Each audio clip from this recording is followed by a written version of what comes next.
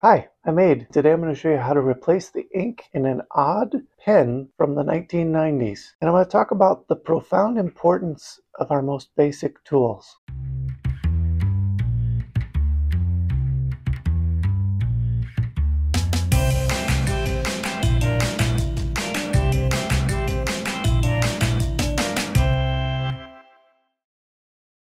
Today I'm going to show you how to replace the ink in an old pen.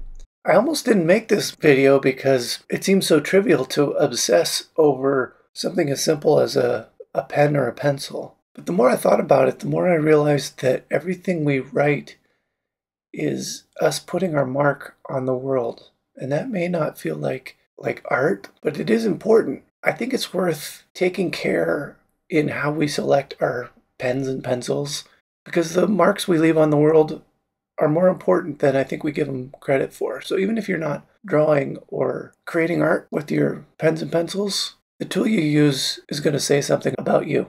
I'm going to show you some pens and pencils in my collection, and then I'll tell you why this is my favorite pen and pencil set. I've got a small collection of mechanical pencils, and I've been collecting these almost my entire life. I started collecting in third grade. Some of these pencils are gifts. Others are highly rated. This Graphgear 1000 Pentel tends to be a pencil that gets really high reviews. It's a good pencil. Some of them are relatively expensive, like this Rotring. I have a couple of Rotrings. These are good pencils as well. This one has a fun sliding mechanism, but you notice how it kind of sticks. These are the kind of things that just annoy me. This is on the cheaper side, but it's one of my favorites. It's Uni Koru Toga, and what's fun about that is it has a small gear in there, so as you're writing, it actually turns the lead to give you a sharper point. This is a Zebra DelGuard, and what I like about this one is the eraser, when it's upside down, it sticks, but when it's turned up, the eraser returns in there. Kind of gimmicky, but also kind of fun. This is a Uni Shift. It's got a sliding locking mechanism. Then I got a couple pencils that I've backed on Kickstarter. This one, Studio Neat. First they did a pen, and then they came out with a pencil. I really like the idea of this one, but I don't know if it's the way I write, but I tend to break the lead quite a bit on this one. And this was another Kickstarter. It's made from a single piece of aluminum. I really actually like this quite a bit. My only complaint is that it doesn't have a sleeve for the lead, so I just have this fear that I'm going to break the tip of this at some point. So this one is aluminum, but he also has stainless steel and I think some other metals. I got the stainless steel one. It was just so heavy. I like the lightweight aluminum. I tend to nerd out about mechanical pencils quite a bit, but even though I have all these pencils to choose from, the one that I end up using the most is this one here. It's a GripGear500, but I've had this pencil since I was in third grade. So it's got some nostalgia reasons, but I actually really enjoy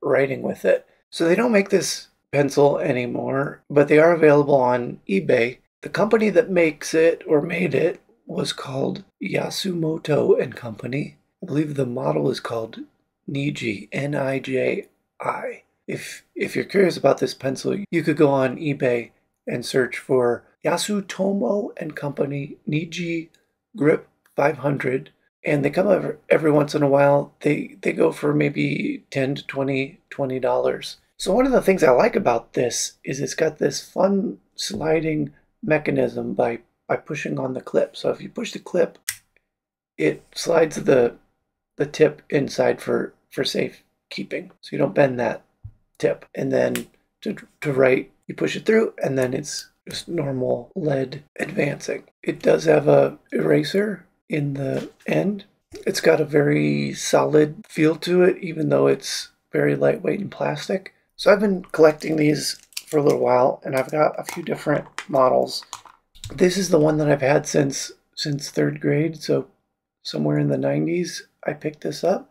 I wore through the rubber on it, so I've got a grip that I stole from a from a Pilot G2. But other than that, this is the same pencil I've been writing with since I was a young boy. So I've got it in white, red, and then I've got a backup in black. I thought I had a blue one. I don't know what I did with that one, but this white one's slightly different. The clip doesn't release the pencil, so you actually have to push in on the end. But this is a nice variation on that same mechanism. So I've been writing with this pencil version my whole life, and then I realized they make a pen version as well. So I recently picked up this hot pink ink version of this model. Naturally, after 35 years of not being used, it did write, but it was getting dried up. So I went looking for replacement ink cartridges. I've got a couple versions that I'm going to test. I've got the Uni Jetstream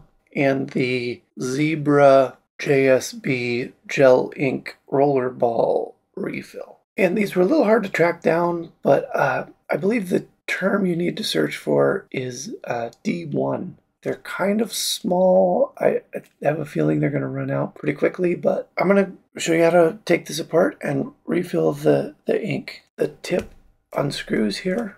This inner part also screws off. And then you're left with the refill. So you take your replacement. This one's got a little protective plastic on the tip. Just remove that with your fingernail. Slide it back in.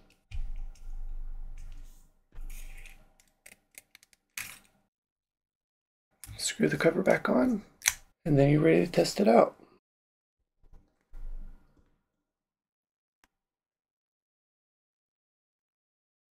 Yeah, so my review of this would be the Uni Jetstream. You can see that line is a little bit thinner than the Zebra. So if thin lines are important to you, I'd say go with the Jetstream. Personally, I think I like this Zebra JSB a little better. Because the line's a little thicker, ink flows out of it maybe a little bit smoother. So a little bit smoother overall writing experience, but both of these are great replacements for this. A lot of people use these Pilot G2s.